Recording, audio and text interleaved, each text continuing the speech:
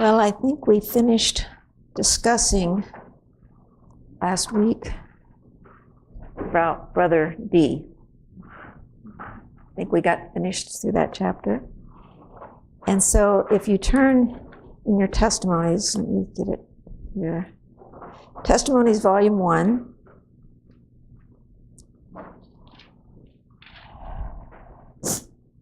And we're on chapter 96. And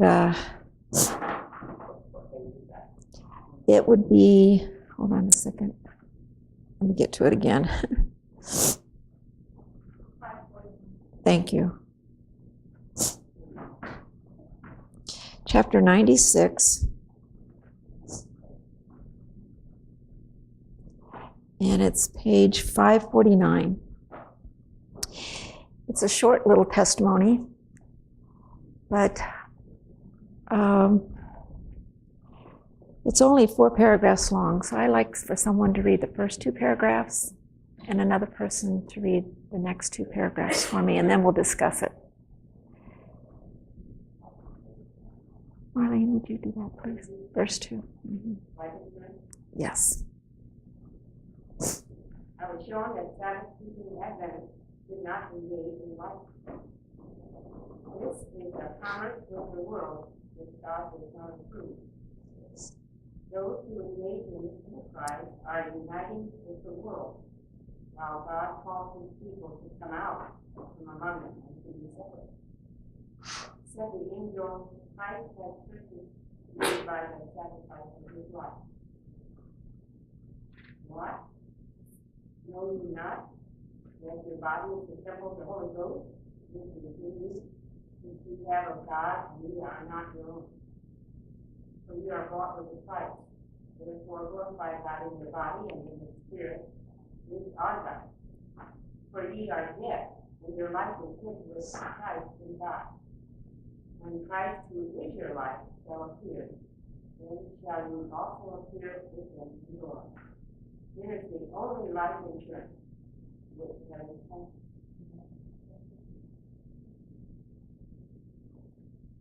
I have another paragraph. Yes. Mm-hmm. Life insurance is a worldly policy which leads our brethren to engage in it, to depart from the simplicity and purity of the gospel. Every such departure weakens our faith and lessens our spirituality. Said the angel, but ye are a chosen generation, a royal priesthood, a holy nation, a peculiar people, that ye should show forth the praises of him who has called you out of darkness into his marvelous light. As a people, we are, in a special sense, the Lord. Christ has bought us. The angel said, "Tell him strength surround us." Not a sparrow falls to the ground without the notice of our Heavenly Father. Even the hairs of our head are numbered. God has made provision for his people. He has a special care for them. And they should not discuss these problems by engaging in the policies of the world. How many of you knew, before you read this chapter, that life insurance should not be engaged in? I had no idea. Did you know? He spoke on that? Okay. That she said that. Michelle? I had thought about that, and not because about, I thought about my life insurance, and I thought this was supposed to be God for it. Mm-hmm. Mm-hmm. I had not thought of it either till I read it, and there can't be any more plainer words than what she said at the beginning. You know? Yes, Mike. What if your employer does it for you? Well, that's what, when I read that, Carla and I were discussing it, and he says, well, the employer takes it out. Well, no, I mean, it's, for us, it's free. That's what I'm saying. Oh, They provide it, Okay, yeah. the life yeah. insurance. Your employer's providing it. Yeah, okay. But I don't think we personally should engage in setting aside that money. Oh, okay. So you feel it's okay though? Oh, I'm sorry, go ahead. Oh, good. I was just gonna say, the cost of it per day, Mhm. and the cost of it now, that we've talked about donating our bodies, Mhm. like, there's the cost associated with that. You know, I don't know if that's. Janet's shaking her head, no, it's not true. But I don't know if you, I've had neighbors who have done that, and my knowledge, there was no cost, okay, because I was concerned about it, so I don't want to have to invest that. sure, exactly. This is something to discuss, though.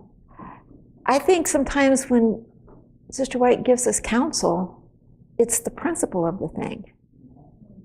You know, it's, are you taking away from what you could give to his cause? Are you setting it aside with the wrong motive? You know? And like you said, in her day, that could have been very, very expensive based on what people made and what they had. And if you're doing it for the purpose of self, then I don't believe it's right. According to what she says, Adventists should not engage in it.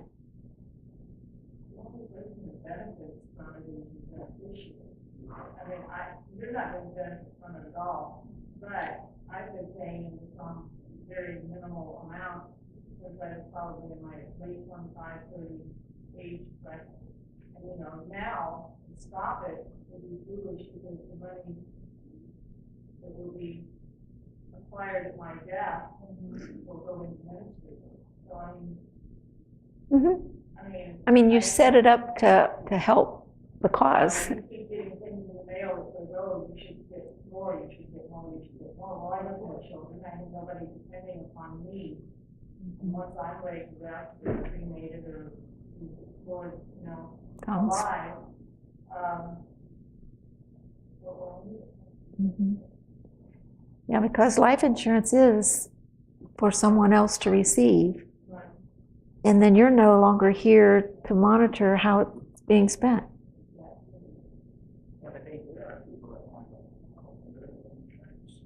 It's minimal to cover The burial, expenses. yes. Mm-hmm. You know, And I think that takes the burden off the children, yeah, right. takes the burden off the family to be able to do that. And I don't think that's what she means here. I'm thinking that back in her day, funerals were relatively inexpensive. But they aren't today. They're not. Exactly. And that's probably the cheapest ones. You can go up from there. It is. It is. So what do you take from those two paragraphs? What do you take from her counsel there?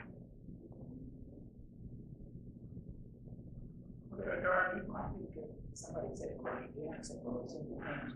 We want you to, you know, Keep upping them out. get $500 million, get $1 million in policy so that you can take care of whatever. Yeah. And that's not necessary. You're actually putting thought into the reason for why you are participating, right? Who wants to read the next two paragraphs? Janet? No, the next two. God designs. God designed that we should preserve the simplicity and holiness of peculiarity of people. Those who engage in this worldly policy invest means which belong to God, which He has entrusted to them to use in His cause, to advance His work. But few will realize any return from life insurance, and without God's blessing, even these will prove an injury instead of a benefit. Those whom God has made His stewards have no right to place in the enemy's ranks the means which He has entrusted to them to use in His cause. Satan is constantly presenting inducements to God's chosen people to attract their minds from the solemn work of preparation for the king just in the future. He is in every sense of the word a deceiver, a skillful charmer. He clothes his plans and snares with coverings of light borrowed from heaven.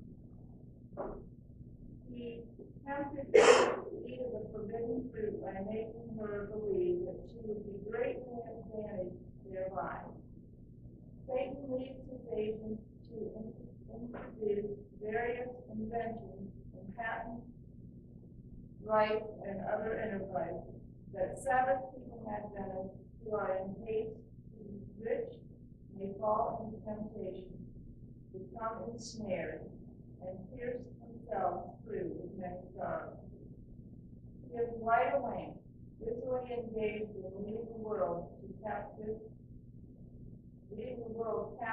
and through the agency of whirlwind, he keeps up a continual pleasing excitement to draw the unwary who profess to believe the truth to unite with whirlwind.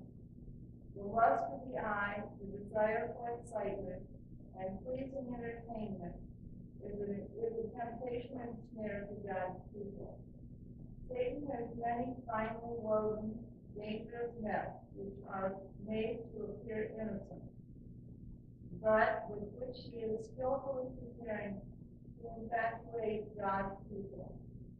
There are pleasing shows, entertainment,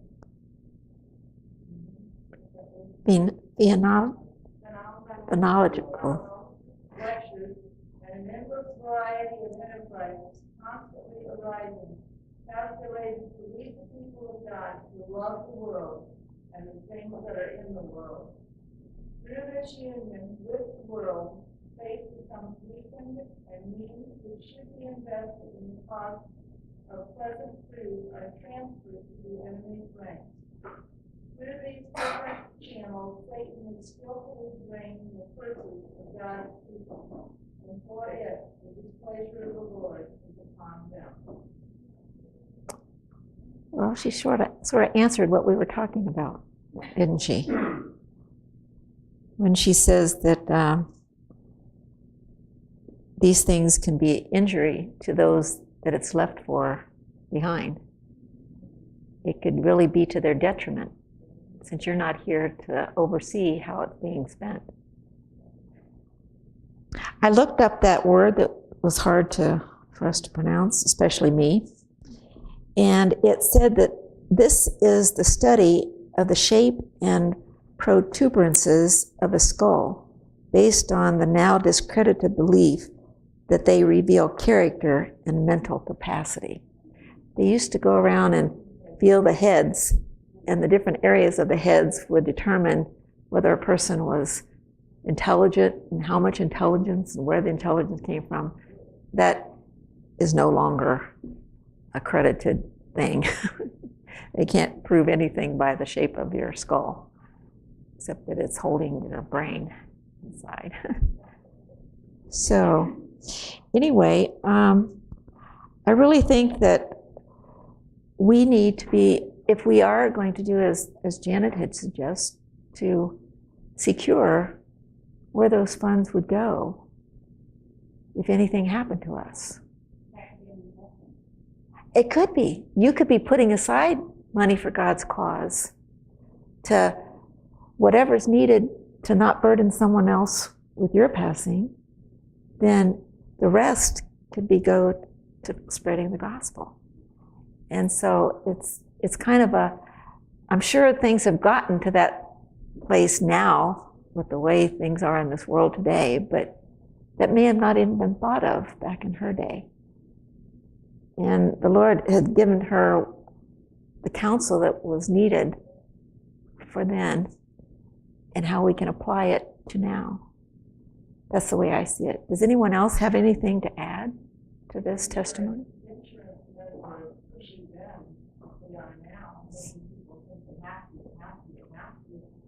And back then, they were probably lucky to get a huge family in some parts of that. But not only that, let's think of it how it affects our faith and our trust with the Lord. Okay? We are supposed to be living a healthy lifestyle, and we're supposed to trust in God that He will sustain us in that healthy lifestyle. Mm-hmm. And looking to Him for everything. So should we be engaging, even though it's the law of the land right now, should we be engaging? And you think about it, and you look over the aspect of what you're paying in each year, and you don't even use it. I don't go to the hospital that often. Right. This is the first time I've had to go to the hospital in years. I think of that as a waste of money. Because when I add it up, we're talking about $30 grand a year in healthy costs. That's a lot of money. Sure it is. A lot of people don't even make that money. But as we are putting these in that and we're placing that money in that, we also have a high deductible. Mm-hmm. For most people, to afford the monthly payment, you have to have a high deductible. That's out of pocket before the insurance ever kicks in. You end up not even, for most of us, we never even hit the deductible. The insurance never kicks in for us. So we're putting forth the insurance and the money. Yes, we are kind of helping mankind out to help pay for their health insurance costs. But what are they doing with their lives to ensure that they're doing anything better with their life and their health? And we go ahead and pay for them regardless of how they live. And it may sound like I am being a little obnoxious toward that, but at the same time, I mean, it's just enabling them to go ahead and live the way they want to live. I do know that there are some people that have to be on medications for diseases that they are really trying to control naturally. But a lot of times, if you are trying to even keep up with supplements that are good for your health and build your immune system up, that's costly. So, even though They don't allow you to go the natural way. Huh? They don't allow you to go the natural way and cover you. That's true. That's true. Now, see, if there was a provision in that, it would be one thing. I think they're looking at, because people want to go that route now, I think they are looking at providing like an account that you can spend money the way you want to spend it on your health, not for going through the third party to get approval of what you spend it on. Now, I know they've combined it now. They're not to the point of you controlling it all yourself, but they're at least, because people want and need the natural way. And like the DVDs that I would like to share with you in the afternoon starting this new year is the truth about cancer. There are so many natural things, and the very first DVD to show is about the pharmaceutical companies and how they have corrupted our medical system. We all know that, but there's a gentleman that's gone out there and has interviewed people and have talked to people that are really trying to help people naturally. But if we set aside an account and put into that on our own and utilize that money that we send to the insurance companies, then when we need the natural care, we could be able to pay for it. But our world is not set up that way. And so I think we have to be prudent in knowing what's best for us and allowing the Lord to work with us in getting to do what He would have us to do. Yes? I think that's what I have a daughter who's an RN, Mm-hmm. not working as an RN, but she basically just had a grandfather who was not been vaccinated. Mm-hmm. So Mhm.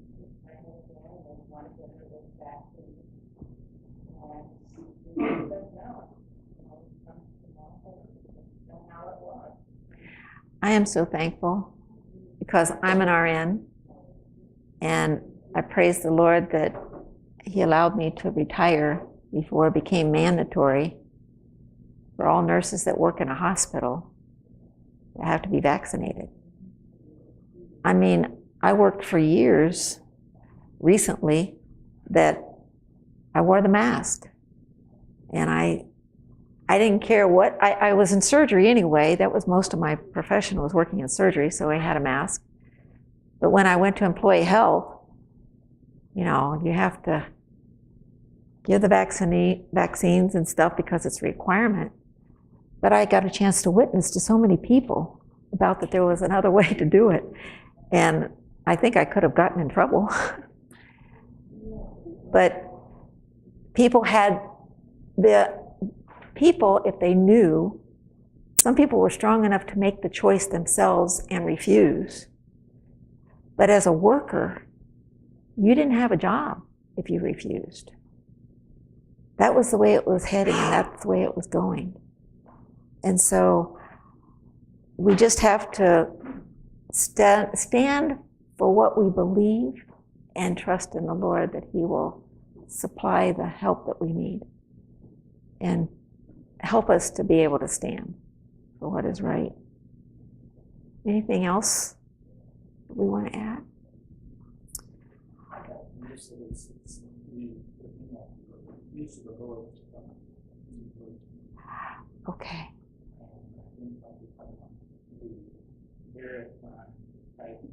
Yes.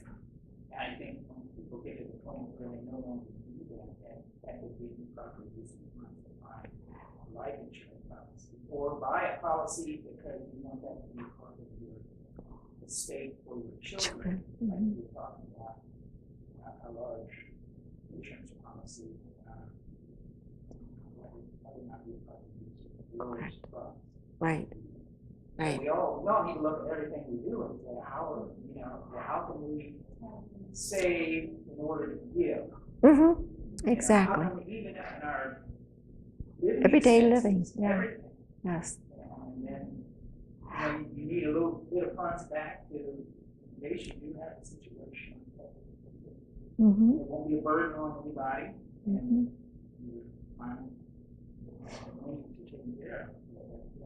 To go out and buy big insurance policies, and then the same way with health insurance, trust in God, Right. and realize that we probably won't pay the treatments that they're going to offer us. Right. Anyway. Right. It's natural. I get concerned sometimes when I think about accidents that happen that are beyond our control, Right. and who we would not have the funds of our own selves for a catastrophic accident. You know,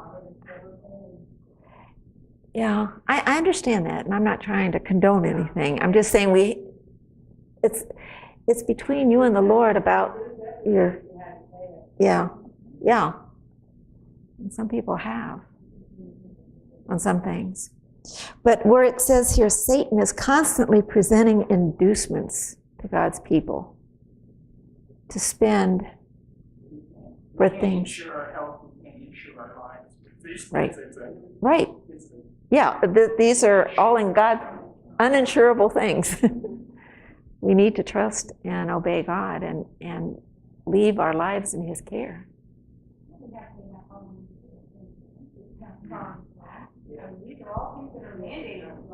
Right. Right. Yeah. So we have to pray earnestly for the Lord to lead and guide us as to what we need to do. And use prudence and His impression on our lives as to what we need to do. Go ahead.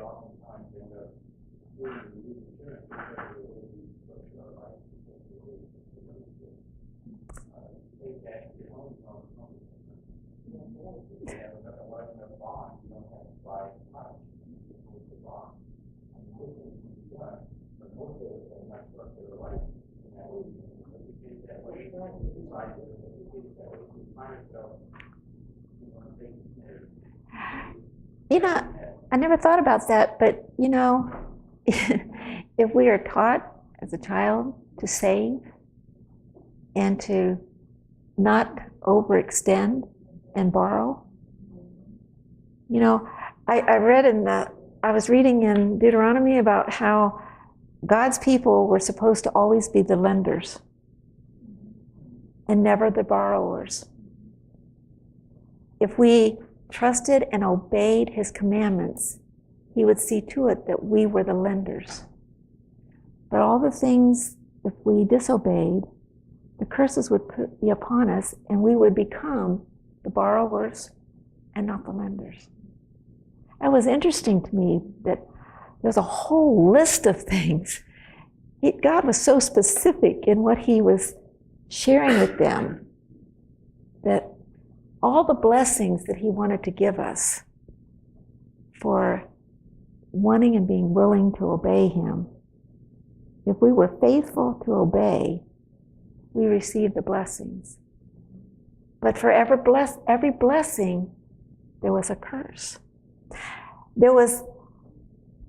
He divided up the children of Israel, there are 12 tribes, put 6 on one mountain, tribes, and 6 tribes on another mountain, and the Levites were in the valley, and they didn't need a megaphone.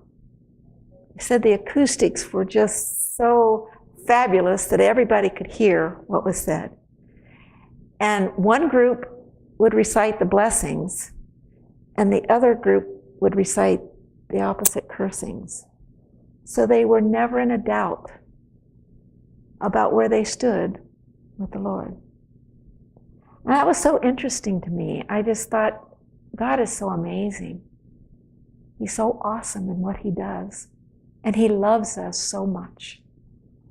This is such a short little testimony, but our time is up for Sabbath school this week.